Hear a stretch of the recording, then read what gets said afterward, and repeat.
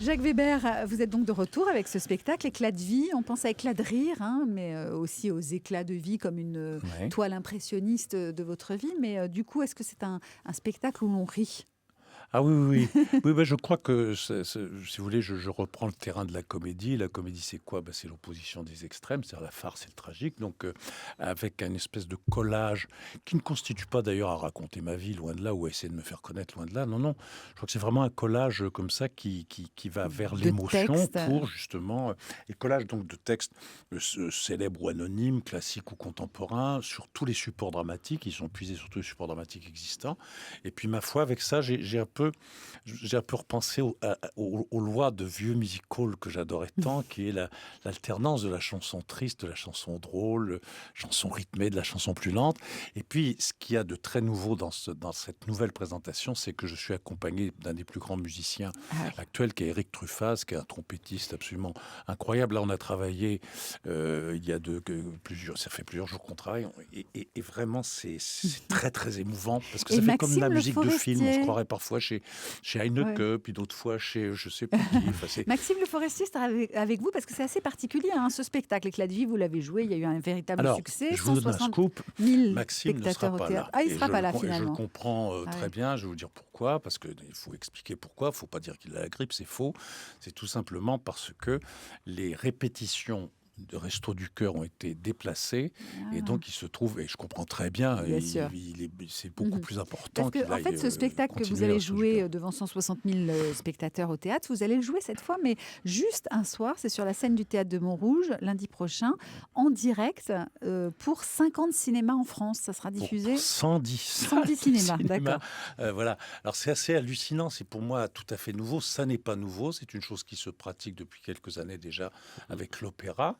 La danse, même la variété, je crois. Il y avait même eu un concert de David Bowie qui avait été retransmis comme ça dans tous les cinémas du monde entier. Vous vous rendez compte quel précédent. Et donc, voilà. Donc, si vous voulez, par le biais de la satellisation, ça se fait simultanément. Je pense que, moi, ça me fait peur, bien sûr. Ça ne change rien pour moi, parce que je ne vais pas travailler pour les deux distances. C'est pas possible. Moi, je vais jouer au théâtre. Vous jouez normalement et c'est filmé. Un intelligent qui va me... Il n'y a pas de changement particulier. Mais par contre, je trouve que ce sont des voies qui me semblent être à explorer, à travailler, parce que ça va être des choses qui vont se faire de plus en plus fréquemment. Parmi ces textes que vous allez dire sur scène, est-ce qu'il y en a un qui vous touche plus que les autres, qui vous tient particulièrement à cœur? Oui, c'est tout à fait bizarre, et je n'ai jamais su trop pourquoi. Mais on n'est pas sérieux quand on a 17 ans. Ah, qu'est-ce que j'aime. Vraiment célébrissime. Mais... Et en plus, si vous voulez, c'est un texte que Rimbaud écrit pour faire la peau aux Parnassiens, pour dire, regardez, moi aussi, je sais écrire en respectant les règles. Mais en les respectant, il y a une poésie folle. Il y a par exemple cette phrase qui m'éblouit, c'est « Voilà qu'on aperçoit un tout petit chiffon d'azur sombre encadré d'une petite branche piquée d'une mauvaise étoile qui se fond avec de doux frissons, petite et toute blanche. Nuit de juin, 17 ans se laisse griser. » C'est le génie absolu. Enfin, espèce de rythme et de mélodie comme ça qui est inouï. Non, c'est jamais rien. Voilà, j'aime bien. Puis vous êtes... Oui, voilà. Puis à la moment, il dit meurent les cavatines. Puis vous êtes amoureux, loué jusqu'au mois d'août. C'est formidable. Donc c'est plein d'espiègleries. Et le début, rappelez-moi, c'était quoi? Foin des bocs et des... Ouais, c'est ça, le début. Foin des bocs et de la limonade, des cafés tapageurs aux lustres éclatants. On va sous les tilleuls verts de la promenade. On n'est pas sérieux quand on a 17 ans. Bravo. Jacques Weber, donc, qui est sur scène et que vous pourrez voir au cinéma. Enfin, la musique, c'est très important pour vous, mais est-ce que vous chantez, du coup? Alors, comme maintenant, plus ça va, je prends des cours de chant très sérieusement, parce que d'abord, ça fait beaucoup de bien, et ça élargit vos possibilités, même sur le plan théâtral. Et je sais à quel point c'est difficile de bien chanter. Donc, je préfère dire que je vais peut-être, oui, sans doute même, chantonner.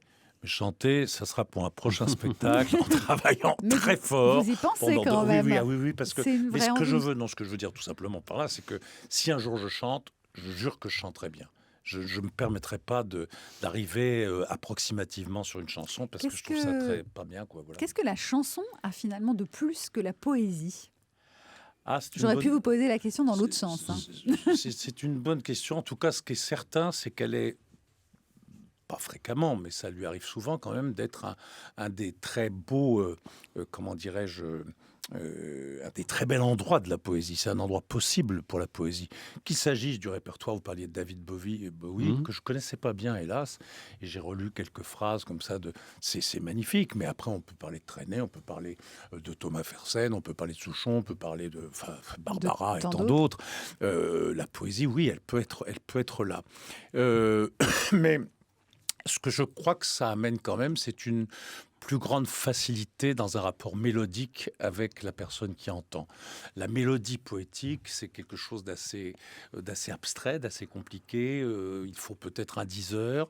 Mais en même temps, ce qui fait toute la grâce du rapport poétique s'il n'y a pas musique, c'est que c'est vous-même qui vous inventez poétiquement la musique du texte que vous êtes en train de dire. Ça, c'est très beau. Il faut peut-être dire aux gens que la poésie, c'est aussi très agréable, quoi. Bah Que oui, ça fait du bien, que ça mais chatouille vous voyez, les oreilles et que ça... moi qui suis très pas... sensible à la chanson française, justement, oui. j'ai une passion pour la poésie.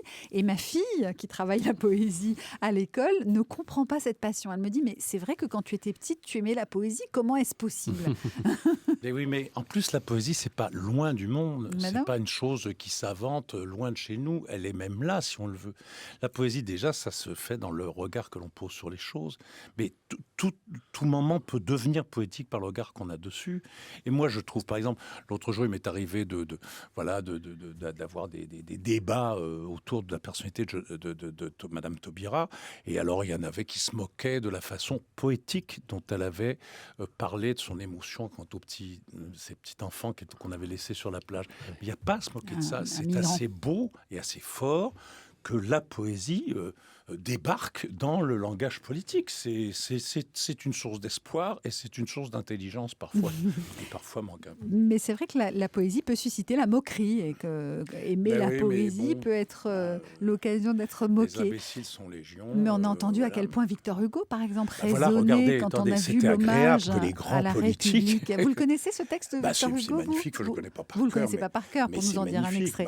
Mais c'était magnifique. Et ça résonnait avec ce qui s'est passé, les événements du 13 novembre. Ce que je trouve formidable là-dedans, c'est vrai que cette cérémonie avec le public interdit par les voies de sécurité, tout ça, il y avait quelque chose d'un peu paradoxal. Bon, ça, c'est juste.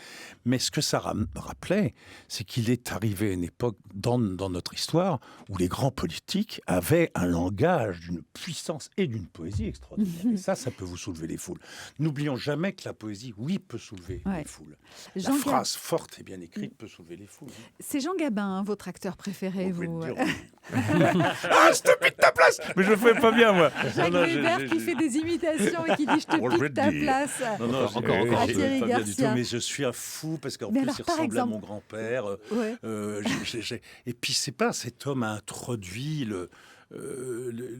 la grâce du naturel cinématographique. Avec une diction très particulière quand même. Je ne parle pas Jean Gabin.